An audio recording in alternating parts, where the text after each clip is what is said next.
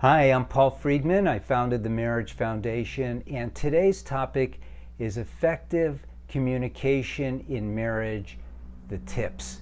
And hopefully this will be really beneficial to you, but I just want to give you a little bit of a caution here. Some people think that all that's wrong with their marriage is communication. In fact, when I was working with couples and individuals live, that was usually the first thing that I would hear in the phone call leading up to a meeting. Someone would say, our big problem is communication. Our second big problem, that depended on the gender.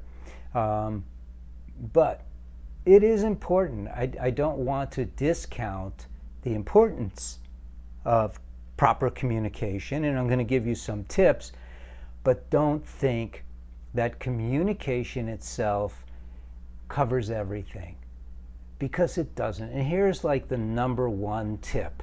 The number one tip, paying attention, right, is to speak sincerely and positively.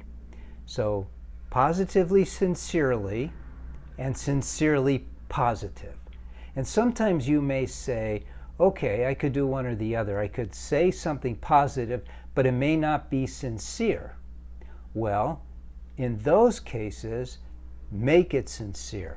So let's say, for instance, that you're upset and you really want to let your spouse know how upset you are because you think that it's up to them to change for you, which it isn't. But I don't want to get into another topic, and that topic is already covered in a video on am I responsible for making my spouse happy? And you're not. So you don't want anything to come from you that is not sincere and not positive.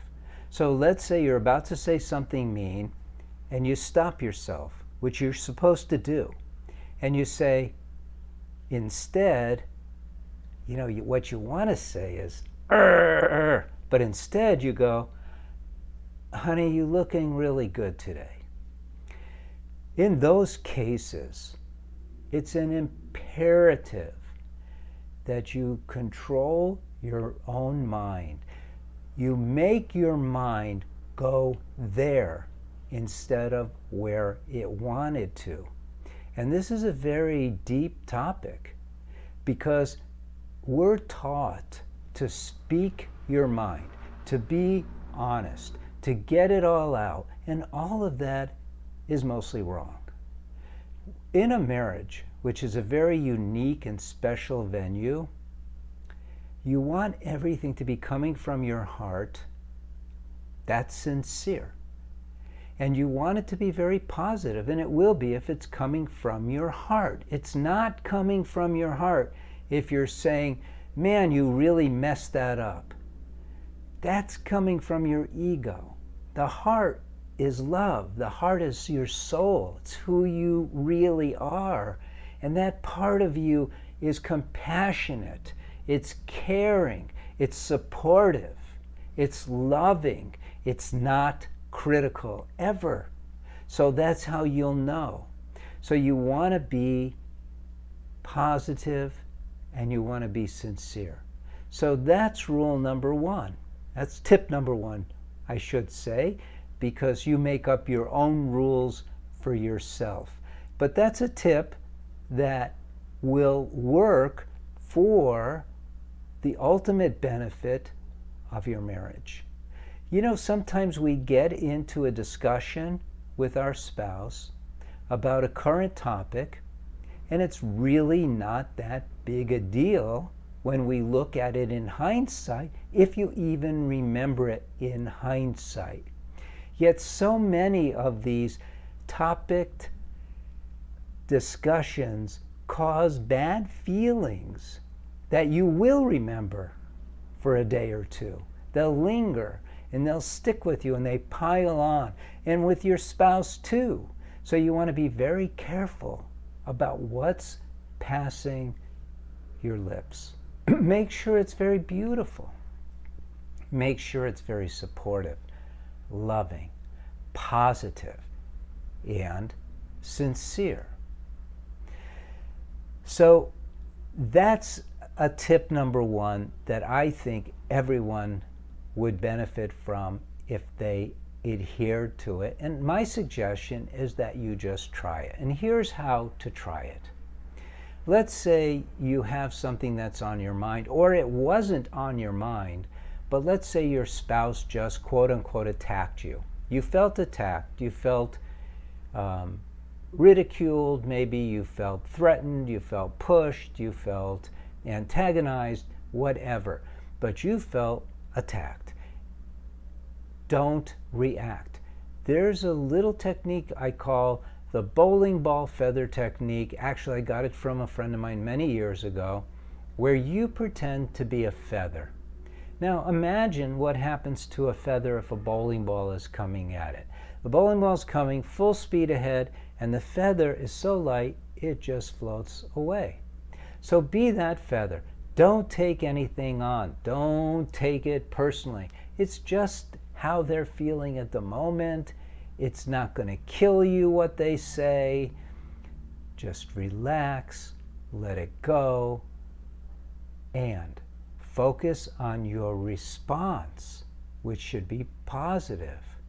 And it could be anything. Oftentimes the best response is just wait. Let your spouse get it out on the table, and you don't have to react to it. Now, I have another technique I call the buffet table technique, and this I'll take responsibility for. I came up with this. And how this one works is where you think of a person's communication in nuggets, in dishes, in little parts of what they are wanting to get out. And they put it out on this buffet table. So here is this part, here is that part, here's all these different parts, and you're just waiting and watching and seeing how the table is set, and you pick the topic that you want to feast on. So you wait for something that gives you an opportunity to respond in a positive manner. And I can't think of an example right now, but you know what I'm talking about. No one ever just gives a steady flow of negativity. And when they do, you can usually pick something out that's positive anyway. You know who was really good at that was Shakespeare. I don't remember the play, The Taming of the Shrew.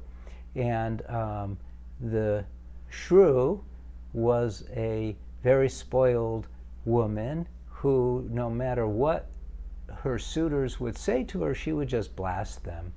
And so one guy decided, you know what?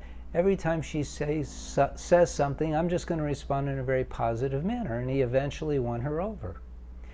And there's a good lesson in that. Okay, so I could go on with a lot of tips, but then we won't have enough videos. So I'm going to stop here. Share it if you like it, if you got some benefit from it. You could pick up one of my books. And again, I'm going to go back to the beginning and say, look, if your marriage is really going through it right now, it's probably not communication. A lot of us think it's communication because we're not communicating, but you're not communicating for a myriad of other reasons. And you really got to get at the heart of your marriage and get the dynamics of your marriage working again, and then the communication will be fine. So to do that, a lot of people will use one of my books. If the marriage is like on the edge, ready for divorce, you'll probably need the course. But either way, and there's still a lot of videos that I have that'll help you, and there's a lot of articles that I've written. So with our positive approach from the Marriage Foundation, our positive approach to marriage, where we see that love should be the basis, this ever-expanding love, I really encourage you to explore what we have. Blessings to you, blessings to your spouse, and blessings to your family. Thank you for coming by.